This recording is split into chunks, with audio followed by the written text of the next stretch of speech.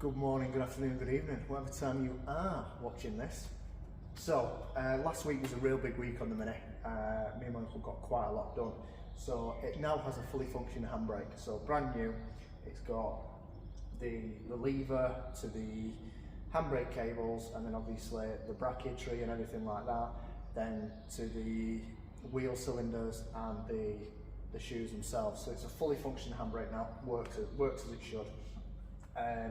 What else did we do? We also tied up the fuel lines so they're all, because when I did it, they were all looping over each other. So took the clips off and straightened them out and did it again. So that's all done. So the fuel system is now complete. What else? We mounted the brake bias valve to the master cylinder using the Hell cables. That's really nice. It's in its original position. I'll tell you what, rather than just talking about it, I'll show you it. So, coming over to the Mini, the master cylinder now to the brake bias valve is there. So we've used the original pickup point for that because there's nothing else that's really going there, so it might as well. Now the lines do look a bit close at the moment, and that's only because the engine is currently up on the axle stands, so it is tilted back. Now also when I did that, I also fitted the clutch. So the hydraulic clutch, obviously, if you don't know, this should take a cable.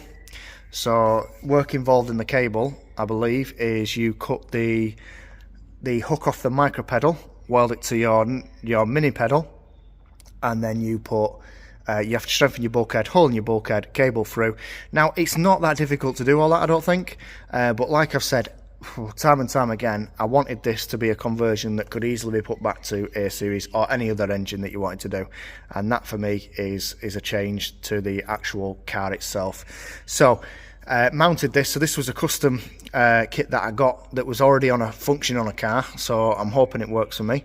So we're using the Willwood pull system. So what happens is, and then this was a bracket that would have held the cable originally, and someone's welded in a washer and then welded it around. It's quite a nice job really.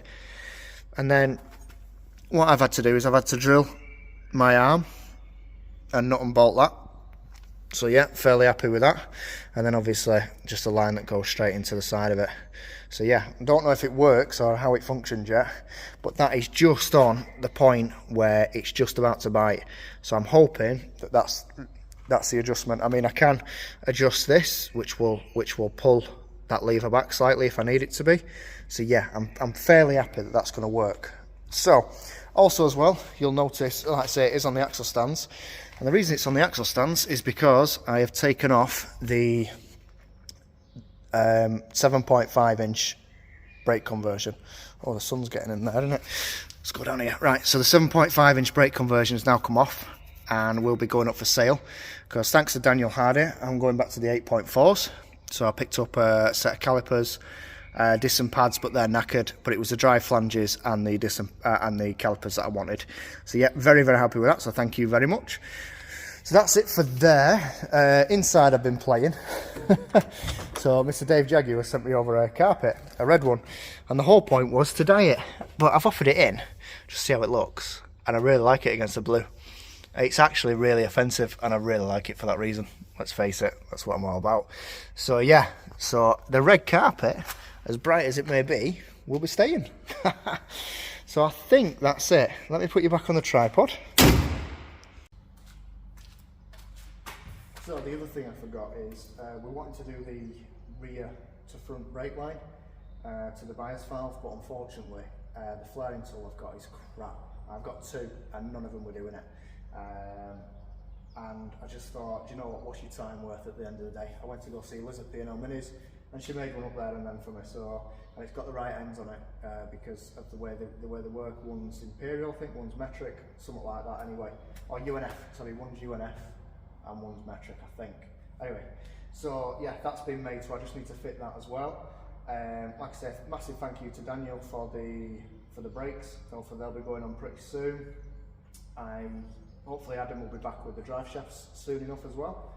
The wiring needs to go in next as well.